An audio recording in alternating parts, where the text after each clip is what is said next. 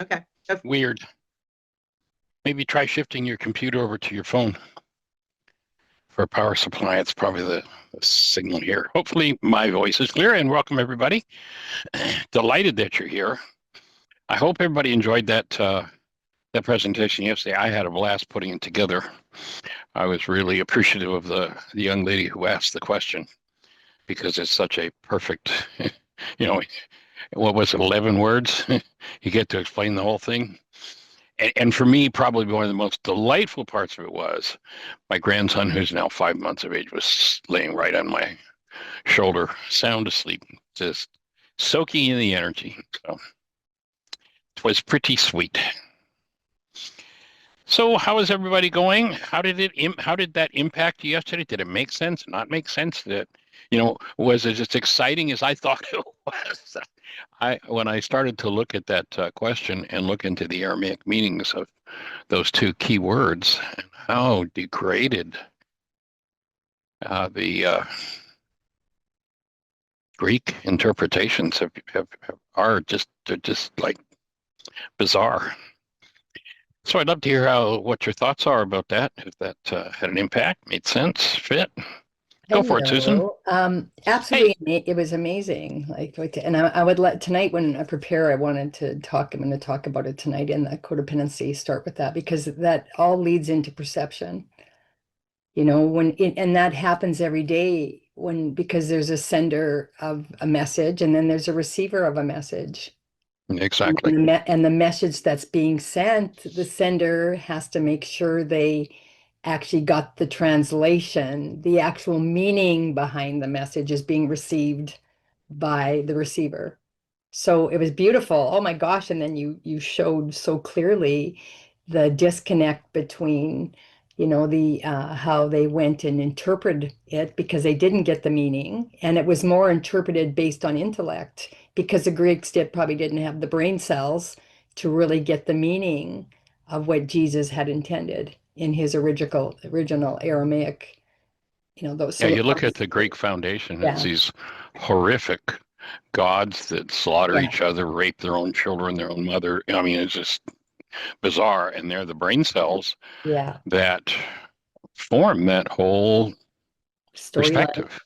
Yeah. And you look at just how those two words from that one passage yesterday create, I mean, just think about the impact that's had since 1600 to today on how many mothers and fathers, when they heard those words, Yeah. and were told that's how you treat your children. Yeah. I know. Oh, it's just Oh, a tragedy. mind-boggling. And then I also got to go deep with that. So it helped me as I was prepping for tonight. The fact is the sensory perceptors is taking in data, and then it goes through a processing, and then there's an output. So there's an input of data, processing happens, then output. So, An whatever. output, an Yeah. output, if it's based in carbon-based memory, is always from the past. There is no present moment experience Yeah. in the mind. It's just not possible. And so that's clear in what you even outlined yesterday with that Pat. That guy, I really, that was just really, it's opening up my, what at the awareness that's coming in, what I couldn't perceive before. And also it led to me being able to find really the difference between direct experience and perception. Right. So it's really opening up a whole bunch of stuff. So yeah, I'm just so grateful for that share yesterday. Thank you so Yeah. much. And, when we look for words, which, as you pointed out in the session the other day, are, as the Course in Miracles says, symbols of symbols. We have an event that happens in the world. Our mind, out of 9 bits of data, assembles a symbol, a picture. And then we put a word, and so now we're one generation away from the actuality of what happened, what actually occurred, and then we name it with words. We try to comprehend it and understand it with words, and now we're 2 generations away from the fact of a thing, trying to grasp the fact of a thing, which is pure silliness. And to recognize, to me, the one of the important lessons in all of that is to recognize that words can only give us instructions for achieving a result. They can't really talk about the result. Yeah, I'm getting that. that's only just starting to land because I've had such an intellectual brain trying to understand. I'll never get to understanding with that intellect. It can't because That's it. it's never going to describe the direct experience. It's only pointing to it. I finally got that. Oh my gosh. So thank you, thank you, thank you. Well, you'll see when we get to, as you're going through the codependence work, I list out, I think it's a dozen different, what I call the pseudo solutions of the non-being mind. And the number one pseudo solution for everybody is trying to figure it out. Yeah. I can guarantee if we got a room of 100 people and we say, okay, everybody, how long have you been trying to figure it out? If we had 100 people and we added up all their ages and subtracted maybe 5 years from each of their ages, we'd have the number of years that room full of people have been trying to figure it out. And you can't figure it out, Yeah. but you can forgive it. And when you forgive it, you make a space for truth to enter. That awesome description in that lesson, What is the World of Forgiveness? Or pardon me, it's not that lesson, it's 184. Let go all the things you think you want. Your trifling treasure put away. Cancel your goal and leave a clean and open space within your mind where when you breathe, you bring in the presence that you're designed to live in. I know it's beautiful. And guess what? I'm of course doing the Course in Miracles. Guess what the lesson is today? You can't make it up. What's Forgiveness. that? Is That is 121. Forgiveness is the key to happiness. hmm. So when it talks, it's just exactly perfect. And Was now I understand what Jesus meant when he said a peace, or I don't know if it was Jesus that said it, but a peace that surpasses understanding. yeah, that I, serenity. yeah, In I Aramaic, didn't the get word he it. gave was serenity. Yeah, yeah. But yeah, it's the allowance for it to enter. There was a paleontologist Catholic priest, interesting combination back in the Mhm. 50s that I spent some time studying. His name was Teilhard de Chardin. You can find his a couple of his things still on the web, but it was interesting. He had a definition for joy, which was almost letter perfect, except for one word. He said that joy is the infallible sign of the presence of God. And of course, that would be true if it weren't for one thing, and that is God is obviously eternally present, omnipresent everywhere. So that would mean everybody should be in joy all the time. If we insert one word in that, the awareness of the presence. Joy is the awareness of the infallible sign of the presence of God. Yeah, yeah. And and you can't be in your mind and having that too. Mhm. You got to be out of your mind, you Yeah. know, and and living more and more. That's one of the things I've been asking for a couple of years now. Is could take away my mind and take it away, take it away. Well, Michael, what are you going to think with it? God's mind? How about we go with that one? You know, Just- like yeah. they spoke in the scriptures of there's this other mind that it's our birthright to live in, and that Mhm. is the mind, literally the mind of the Creator. So Yeah, the mind of God. Yeah, yeah. Thank you so much. It was just perfect yesterday. I so cool, appreciate it. delighted, honored. Anyone else? Any thoughts, questions, answers, ideas? Anything anybody would like to work on? Any direction we're going? I look through the list and I see, oh my goodness, there are lots of things going on. I know. And I have a track to follow if nobody has a question or a thought to go with. Harry has his hand up. Oh, great. Let's go for it. Hey, Terry, welcome. Welcome, welcome, welcome. How do you be, good sir?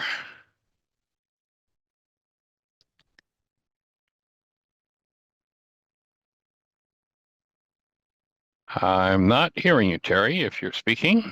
You're unmuted, but Can you hear me now? there you go. Am I That back mute in? button's a bear, isn't it? Okay, yeah. Cool. So Well, what's on no, your mind, sir? I'm just coming out of the country and it's a really I'm coming out of the country here and it's a really bad signal in one spot. Okay, well, you sound okay. So what's your thought? What's on your mind today? Are you hearing me? You're loud and clear. I got you, Terry. Yeah. Can you hear me? Yes, sir. I guess you're not hearing me. Okay. Let me try. It sounds like Terry's having some difficulties, so we'll maybe have to wait till he gets to a clearer space. So does anyone else have a thought for us?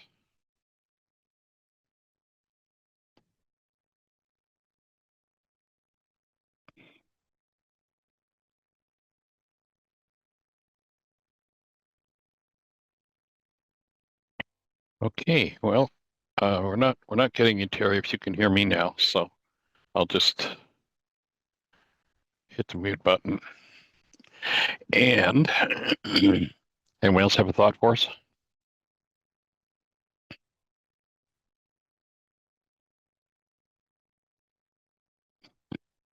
All right, well, go ahead.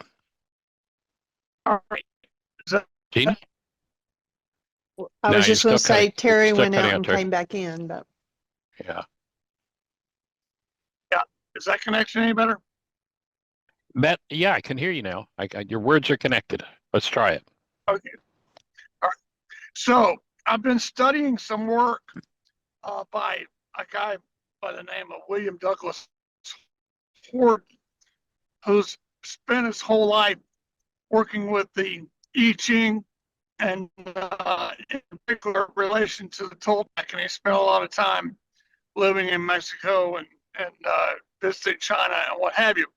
And one of the things that was presented to me just a few days ago in one of his writings is that this I Ching, which is 5,000 years old or whatever, Right? in it they say that the human body is merely a symbol. That the soul, what you were just saying, it touches on that our soul creates and projects this symbol into this world that we experience now, and that's what's interacting. Is each one of us, our soul is actually projecting a symbol in attempts to communicate in this level of reality Right on. that we're all into. So I thought, yeah, that's really cool. I've been trying to like work with that too, and connect it back to the worksheet as one of the common threads between his work and a couple other. One of the things that's really popular in the AA circles is what they call two-way prayer, but it's a writing down a question to God and then just opening up and writing whatever comes up, as if you're actually communicating with divinity, which is pretty cool because it's like, okay, they're trying to say that each of us has an innate ability to communicate directly with the Creator. And in Yes. both of their works, and also of course with the Wagyan work, it takes practice and practice. Oh yeah. And the rule of the effort, 3 Ps. and layers and layers. Yes. Were you on yesterday? No, I didn't make it on Terry? yesterday. I missed the last 2 days. Well, you'll have to listen to that one, Yeah. but I shared right at the beginning of the show that I had gotten a question from someone, and I was working on preparing an answer, and it literally turned into the whole show.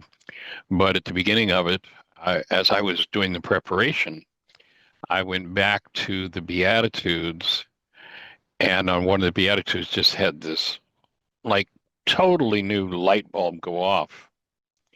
And in a little bit of frustration, I kind of lamented. It's like, geez, I did this work on the Aramaic Beatitudes 40 years ago from the Aramaic, and I'm just getting this insight now. It's like, God, how long does it take?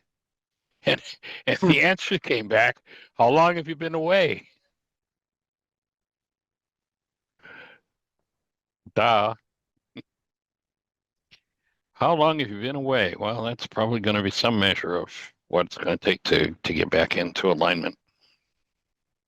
Yes. Interesting to hear about the I Ching going to Mexico. That's quite a combination. Yeah. And this guy, he's got like 22 books, and that I've got them all. He just really I connected with him, and I'm using that in conjunction with my morning practice. I'm working with the I Ching, and then I'm doing my worksheets, and then I'm doing the two-way prayer work. And Awesome. it's very exciting, and you know, it's like you're making a whole lot more sense to me today than you were ever before. It's great. It's How long great. does it take? Yeah. Well, how long have you been away? To me, I mean, I just broke up laughing when I got that answer back. How long have you been away? Yeah. Okay, Yeah. I got it. I love it. And you know what's the really big piece for me is when I get that is now when people ask me, how long am I going to have to do these worksheets, or how long do I need to do this? I really have an answer based on my experience that I can honestly, give them feedback on that. You know, in my opinion, how long are you going to be around? You know. No, no. It is certainly an amazing process. Waking up, first of all, having a human life and then really truly waking up to it. It's just pretty amazing. It's infinite from what it Yeah. appears. Yeah, that's it. I think that's probably the word that describes it best. And the human And, mind doesn't understand that at all. Yeah. No, the mind can, all the mind can do is register information, spit out whatever information it's got. It understands nothing. And, when you're dealing with symbols of symbols, it's just like a body is like an icon on the desktop. That's all. Yeah. It's just a representative of an energy system. If you look at, let's say, your art program on your computer, there's an icon there, but you don't know anything about the art that's stored in the computer based on the icon. It's just a symbol of what perhaps is infinite. And when we get past making those things that are symbols real, then we can open up and breathe into the experience. And There's that's a when. Professor Donald. I'm sorry, go ahead. No, go ahead. There's a Professor Donald Hoffman who I printed off his papers that he's written.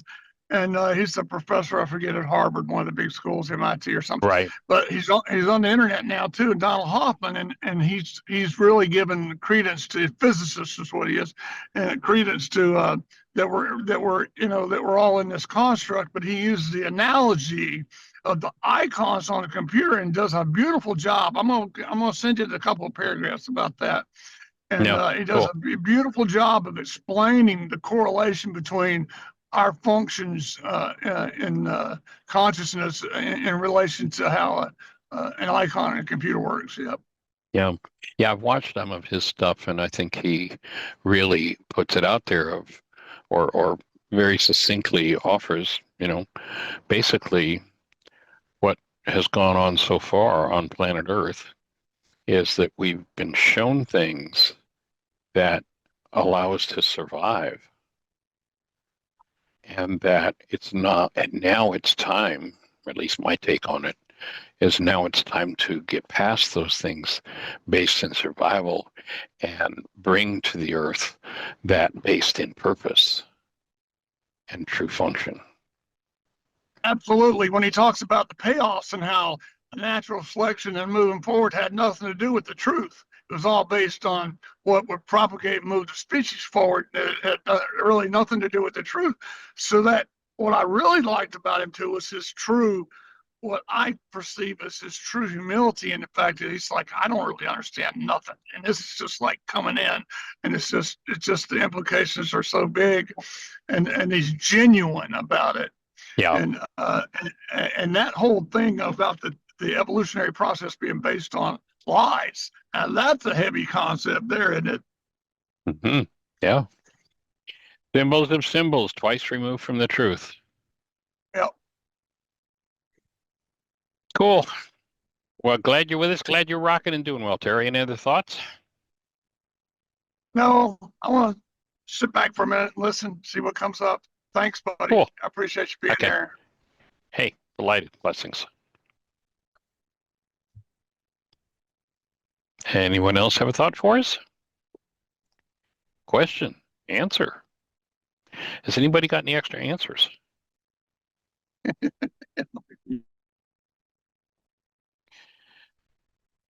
Okay, then I'm going to jump into what I had planned to present today. Was something I've suggested people do many, many times, and that is really look at considering what we did yesterday with just 2 words, basically, or well, 3 words out of that passage of 11 words, and how dramatic it is. What I'd like to do is touch into what they call the Lord's Prayer, that the Greek mind, with its misinterpretations, kind of tells us we should be going around saying every day in the name of a man who said, don't repeat and repeat like the pagans. But, that's kind of been ignored. And until there is an accurate rendition of the brain cells behind the frequency coming out of someone's voice box, there really isn't such a thing even as communication. Now, my take is that there is a translation, and sadly, we don't know yet what we don't know from the Aramaic. I remember back, probably 10 years ago, maybe a little more than that now. Yeah, actually, it was more than that. I was traveling with the Caboris manuscript. It's kind of cool. I slept with it every night under my bed. I had a suitcase for it, and I was traveling, going to different venues, different places to find a place that could do high-res images of the manuscript.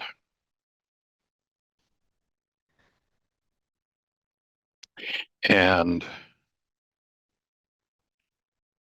there's a community in Southern California that's a native Aramaic speaking community. So we connected with them, went to visit with them. I don't read, write, or speak Aramaic, but it was cool to hand somebody the manuscript and have them just read it just straight out. But one of the things we asked them, because we had been working, Dan McDougall and I, my partner in this project of Laws of Living and the Caboris manuscript, had been working on understanding that word Rachma, which we've talked about so much. And when we spoke with this community, I'm not even sure how far it went beyond the people that were present in our initial meeting, but a couple of hundred anyway. And when we asked them about the word Rachma, they didn't know. These are native Aramaic speakers, and what they said is it's been lost. We don't know what the word means. However, our tradition says that it is the most precious jewel that you could possess. Now, knowing now what we know about Rachma, that it's this filter in the frontal lobe of the brain, if you imagine a jewel there in the frontal lobes, that is an open gateway that brings with each breath the presence of your human life, the gift you were given at your first breath, and that the world specialized in covering up with hostility and fear. If you imagine that jewel in the frontal lobes of your brain being active and open, it's the gateway that literally brings human life into your human structure. And then remember that Yeshua said that this one concept, this one word, this thing called Rachma, that all of the law and all of the prophets hung on that, stood on that foundation. In other words, if I don't have this thing called Rachma active in my mind, if I don't know what it is, if I've never heard of it, like who, until you started to work with this work, even had considered such a thing? Now, the scientists are working on it. I'm thinking it might be what's called, do some research, the angular gyrus. They're doing some research and relating that to love. but that it is the place that human life comes into your human form. And without that, all you've got is carbon-based memory in the past. And that this text that Yeshua brought, it gives a coherent, whole, consistent body of work, not a set of beliefs to believe, but a body of work that works if you know what it says. You know, we've taken this work into the prisons. You know, back when Dan was still alive, you know, we'd done many of you done the personal code evaluation. We'd done over 20,000 personal code evaluations, and most of that work was done in the prisons, and watched some of the most heinous people. I remember one day I was we had a thing called the Judicial Service Agency in Albany, Georgia. Albany, Georgia is a tough town. It's been called a body part lower than the armpit of the United States. It's a pretty tough town. And I remember one day I'm sitting there, and Dan, my partner, they called him Mr. Mac. And there was this one fellow who'd been in and out of prison his whole life. I forget exactly what his age was. He was maybe in his early 20s, a big guy. And I mean, big guy, like maybe 6'6", 300 plus pounds. And if you looked at him, he's not the kind of guy you'd want to confront or see in an alley. But this guy came. I'm sitting in the classroom. We're getting ready for a session. Dan's up at the front of the room, and this guy comes bouncing into the classroom like a little kid. He said, "Mr. Mac, Mr. Mac, I kept Rockma active all week this week." This guy's been in prison most of his life. And he's like this just joyful little kid, proud of himself that he's been able to function out of and as love.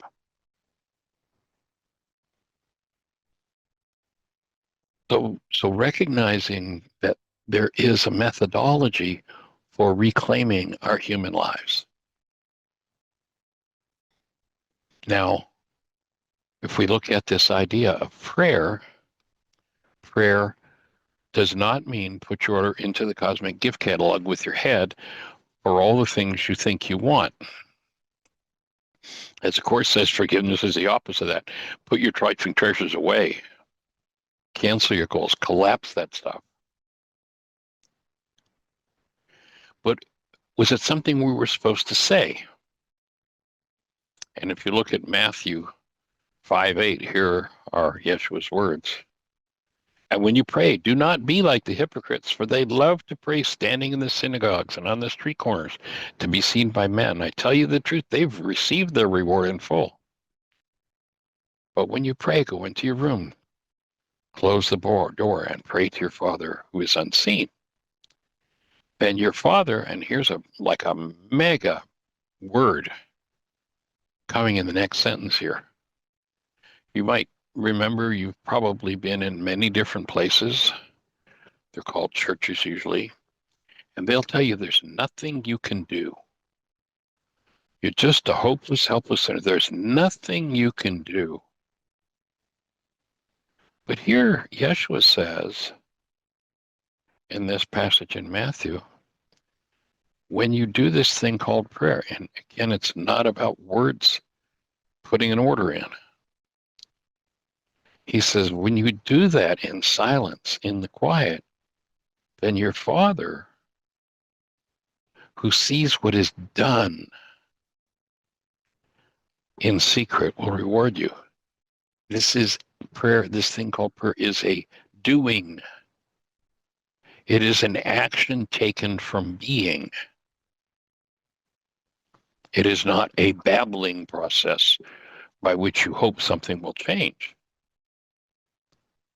He goes on to say, and when you pray, do not keep babbling like the pagans, for they think they'll be heard because of their many words. Do not be like them, for your Creator knows what you need before you even ask.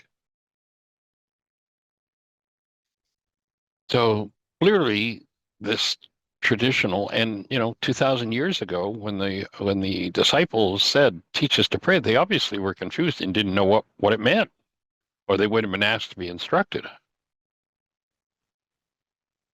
So 2,000 years ago, Yeshua was clearly instructing on a much misunderstood subject, and that subject's still misunderstood because most people are still, give me this, give me that, do this, you should do that, you should do that, kind of like pushing God around where God should be going. It's not about having your list fulfilled, it's about being silent. It's private, it's internal. Go into the closet and close the door. Be still. And you'll make a connection where because the only true teacher is right there inside of you. And the only block to it is the noise of our own minds.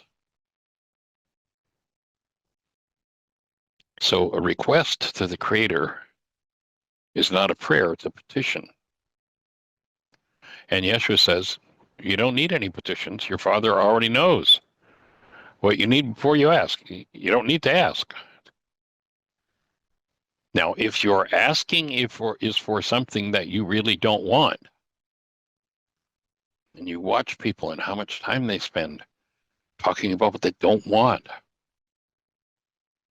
Oh, I don't want somebody who will abuse me. I don't want to go into a relationship where no. Or if you sit at an early bird dinner, we're in Florida right now, and you just listen to the tables around you, you'll hear that most everybody is engaged in an organ recital. Oh, and the next surgery, and mine was the worst the doctor had ever seen.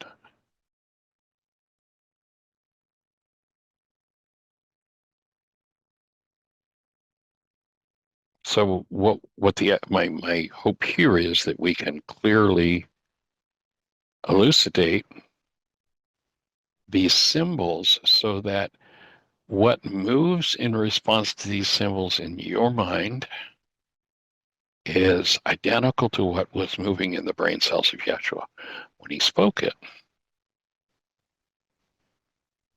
And the reason, you look at the importance of that, you listen to Karl Marx. Marx was probably responsible for more deaths on planet Earth than any human being in history. And he says, if you want to destroy a culture, change the meaning of its words. Why?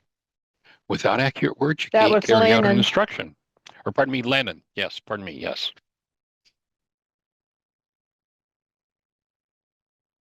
You can't carry out an instruction if you don't have accurate brain cells firing for any particular word.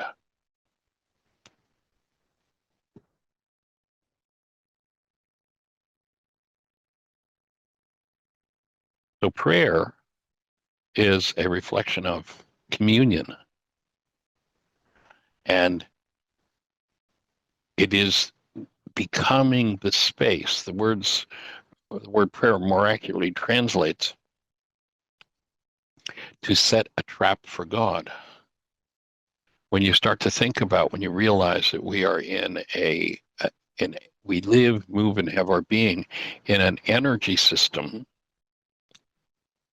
that any energy system that's going to receive energy from another part of the system has to have proper alignment and a proper antenna for that transfer of energy to take place.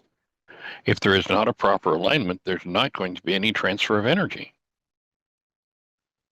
So Yeshua says the first order of business is you get quiet. And when he responds to the question, teach us to pray, he doesn't say, oh, here are the words you need to say. Again, this is in petition. He says, pray in this way. Do not recite and repeat. Memorization comes from the head, the intellect, the perception, the past. And that totally defeats the purpose of prayer. What did he say? He said, understand with your heart. So, one of my favorite tongue-in-cheek lines is, you got to be in the practice of being out of your mind, and you got to be willing to let go of that mind. It took me a while when I started to contemplate, when I started to understand that. To say, I'm going to ask to have my mind removed. I'm going to ask to have perception removed. But when you think about it, what does that mean? If there is the mind of man, as the ancient teachings talk about, and then in us is the mind of Christ, then literally what you're doing is you're surrendering, the mini-me mind for the mind of the Creator. And prayer describes that process, describes how to orient and align yourself to be that space that captures directly the energy in which we live, move, and have our being, the energy that's designed for us. And when we're out of alignment, there is a lack of vitality in the system, and the system goes into disease states. When you bring yourself back into alignment, and I'm talking about physiologically, mentally, emotionally, then you will experience the increase of the flow of energy within your structure. And most often, and this is something I'm just more and more realizing personally from my own process, is that when I'm being given new information that isn't coming from my head, when I'm out of my mind, that information comes, or at least it's accompanied by, the increase in the movement of energy within me, I'm realizing, comes as a set of pulses. So when you slow down and begin to notice where pulses move, and it can be anywhere in the body, and you tune in, you'll find that as you develop the ability to listen to that, that's when you'll have direct transmission of information. That is prayer. So when you get into those quiet places, pay attention to the pulses and listen. And you'll notice that in that which they called the Lord's Prayer, again, it's not prayer at all. First thing he does is he doesn't proclaim that it's about him. He offers a name for the Creator in the form of a loving Father, but he doesn't claim it for himself. It's ours, our Father.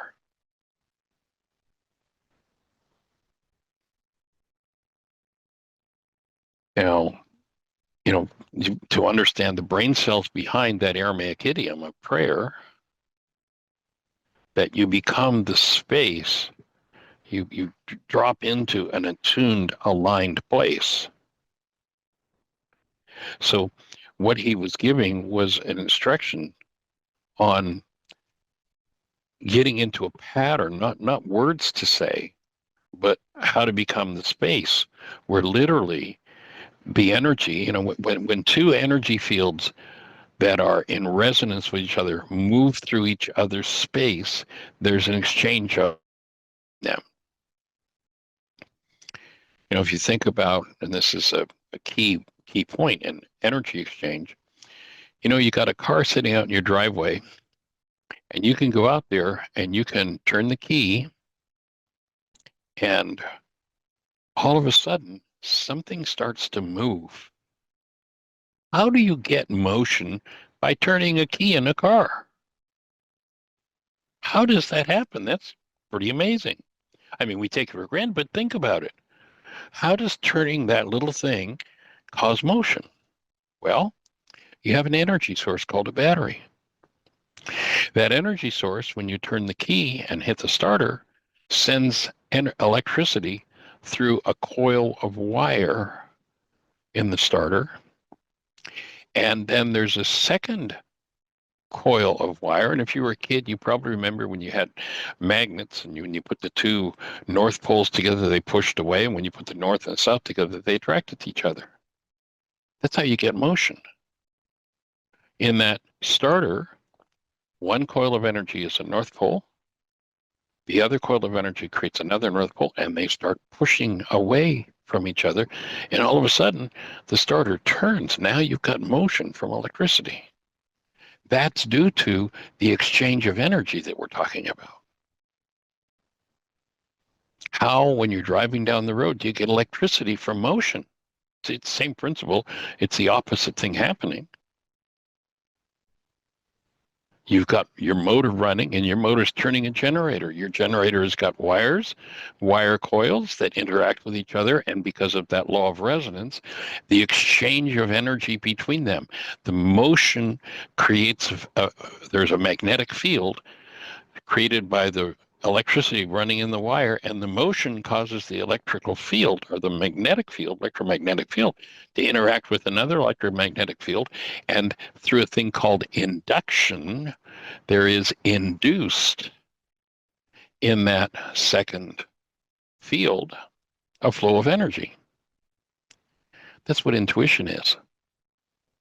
We live, move, and have our being in an energy field which we are in resonance with. If we're not just in resonance, but in alignment with, then we capture or trap that energy. There's that exchange. You know, if you talk to the scientists, they'll tell us we're moving through space about 7,000 miles an hour. If it's true that in him, in the creator, we live, move, and have our being, and we're of the same nature and resonance as the creator, then by moving at 7,000 miles an hour, there is induced in your structure, just like in the generator, there is induced a flow of energy. But it was called the still small voice. And if you're doing the noise of rage and fear and guilt and greed and stuff and focused out there, then that's lost. That's why the silence was required, to become in tune with. So he was telling us, he was explaining how to capture the presence of active love literally within our energy fields.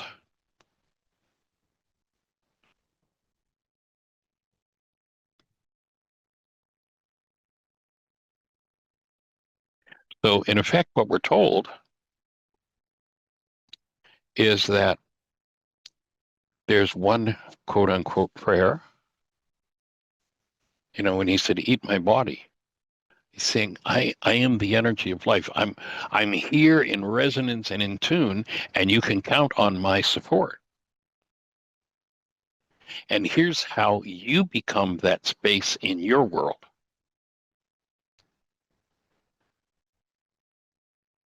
Because if you are in tune with that, you're in tune with the cause of everything that you need.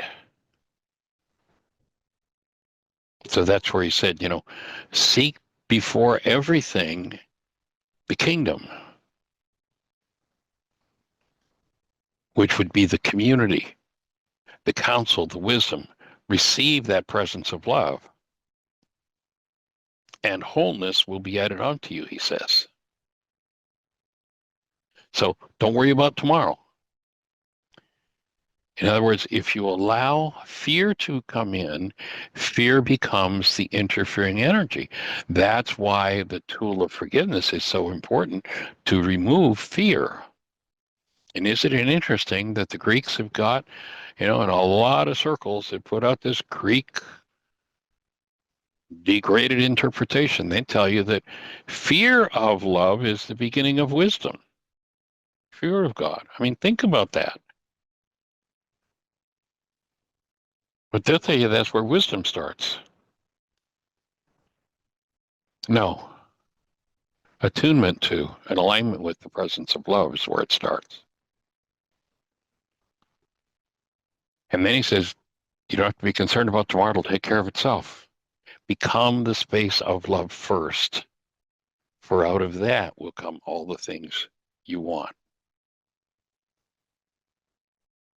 So they're not words to be spoken or believed, but a set of instructions on how to orient yourself, what you must do to bring that literal presence of the active love of the Creator, and then recognize that's the stuff you're made of. And then people will start an argument over, well, then, if you're love and God is love, are you saying you're God? No. Are you saying God is you? No. We're saying God is love, you are love. Well, but now we're going to get into a headspace argument. No, you don't need to. Just tune into who you are. You came into a world that has specialized in beating the awareness of the presence of love out of you. That needs to be recovered. And you orient yourself in a way, if I've got a TV antenna up on the roof, if I have a perfect signal in channel 2, it's because there is a proper exchange of energy between the signal moving by my house, literally it's being broadcast. There's a proper alignment between that signal and the antenna on my roof. If somebody goes up on the roof and twists the arms and turns the antenna backward, I'm not going to have a decent picture and sound. It's going to be distorted because I've fallen out of alignment. Go ahead. Do you have a thought? I I hope this is okay to bring in here. If you Absolutely. That's what we're here for, young lady. Good to hear your voice. Good to hear yours too. The on Tim Hayes' show, he mentioned a music program, a sound program that uses binaural beats, and I don't know what that is exactly. Right. But if I have done my work on an issue and I'm at peace, and so I sit and try to not have thoughts. I'm not good at that. He has found this set of sounds, and I was wondering whether it's like an aid to quieting the mind. And I have a question about that. I'm wondering if, first of all, if you plug them into your ears, it's not good to just listen on a speaker, but get them in your ears. Right. You've got what sounds to me like sounds of the universe. And they are very calming, and it depends on which one. You have lots of choices. Right. But I'm wondering if we can go into a state of prayer without understanding. I mean, when you talk about the antennas and you have a very swift scientific mind, and I've never been able to follow that very well. But I feel as if listening to these sounds is helpful to me to just calm way down. Maybe even you talk about beats. I'm hoping that I understand that in the way you mean, that the beats are slowed way down, and there are beats. I don't even know how to ask my question, but it's a tool. Yes. Do you use those at all, or do you recommend them, or? On occasion, I will listen to different music things. One of the most profound things that they found, interestingly, that will help to quiet the mind is the sound of crickets. Oh, I can believe it. Right. And the theory being that, if historically, like for how many thousands of generations, if the crickets were singing, things were probably pretty safe. And Yeah. the autonomic nervous system could balance itself between sympathetic and parasympathetic dominance. Yeah. If fear is active, which our culture has so deeply built on, if No fear is kidding. active, then there is sympathetic dominance, and that means that we're ready for fight, flight, fright, fear, or fawning. And just the sound of, binaural beats or crickets convey to the mind, you're safe, and allow that balance to be returned literally to the physiological nervous system. And it does feel physiological. It does feel that way. Yeah. Okay. Absolutely. Yeah, that's definitely an important part of it. Crickets, and you can, there are lots of different things if you go on YouTube, and yeah, on occasion, and sometimes Jeannie and I have been putting together music for several years now, and we haven't done it in a while, but oftentimes, and at longer periods than others, we'll actually go to sleep to that music and leave it on all night in the background. Wow. Hmm.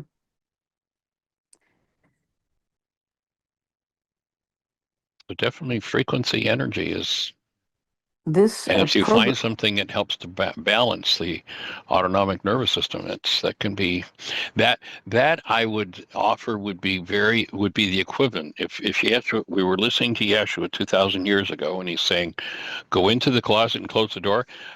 My take would he'd probably be saying, "Get into parasympathetic sympathetic balance." Mm-hmm.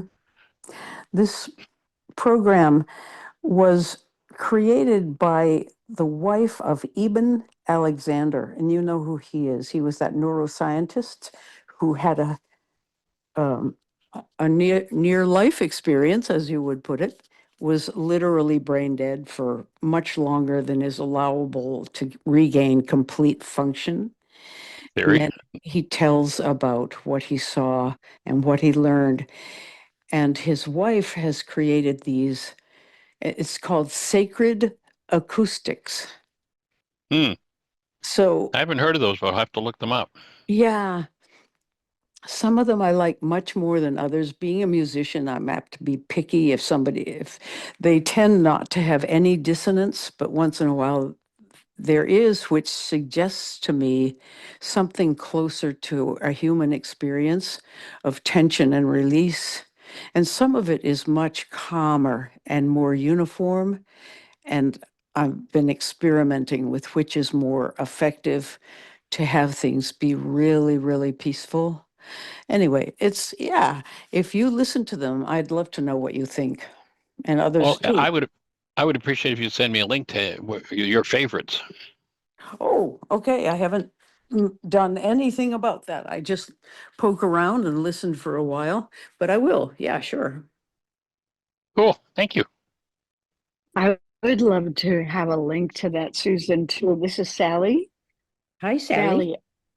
Sally. Hi. And I, being a musician also, would be fascinated. And I immediately, when you mentioned Eben Alexander's wife, I don't know her name yet, but I was pinging, my whole body was going, I need to look at that. So thank you. Well, it's very easy to find them. Go on YouTube and just type in Sacred Acoustics and you're there. And Okay, they thank you. have playlists by the ton. And they are videos insofar as they've created visual, cosmic, flowy sorts of things. But I don't think they mean for you to use those necessarily, and yes, unless you're very visual. And then that might be a visual component of the listening. I don't know. I don't use those. I just settle in with my hearing aids in, and it's been good. But I don't have any Awesome. favorites yet, Michael. So, Okay. I got it. Thank you very much. I've got the okay. Cool. Thank YouTube. you. Thank you so much. Yeah. Thank you for bringing that up. Okay. Any other Well, thoughts on your mind? no, just very interesting. And I do want to, I missed so much. We had such a lot of stuff going on yesterday that I missed your talk. And so Jeannie put the link, and I know where to find them otherwise, but thanks for that. Yeah, it's there. It was a fun presentation. I Mm. really enjoyed it. If I do say so myself. Yeah, right. You can. Cool. There you go. All right. Well, we've got 3 minutes. Any thoughts Look, for anyone else? does Terry have his hand up again? Yes. Go for it, Terry. So, all right. So I came across some books by Robert Monroe, the Monroe Institute, some 15 years ago or so. and studied them a little bit and what have you. And then there was been a resurgence by a guy by the name of Tom Campbell, who was one of his students. And Monroe was given government contracts back in the 60s, 70s, whatever, to study this binaural beats and the ability to manipulate consciousness. And then Tom Campbell, whose book is My Big Toe, The Theory of Everything. It's a huge, thick volume of information, but both Tom Campbell has a lot of stuff on YouTube.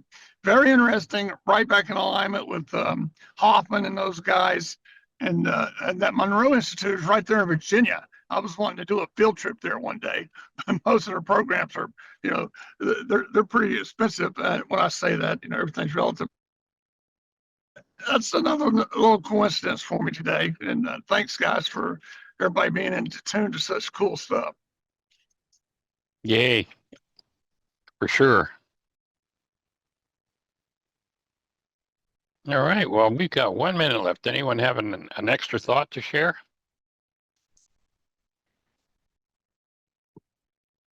And I'm just going to close out just by, and we'll talk again about the what's called the Lord's Prayer. And actually, I want to go into some stuff from the book, The Song of Prayer from Course in Miracles as well. But just to sum it up, what Yeshua is giving in this instruction set were not words to be spoken or believed, but instructions how to orient yourself, what to do to bring yourself in alignment physiologically with the energy that will feed you, nurture you, and support you in fulfilling your purpose, becoming the space which reflects love and produces a fulfilled life. And that's what we're here to support you in. So I appreciate you being with us, and we'll look forward to seeing you tomorrow. Blessings. Thanks. Bye-bye.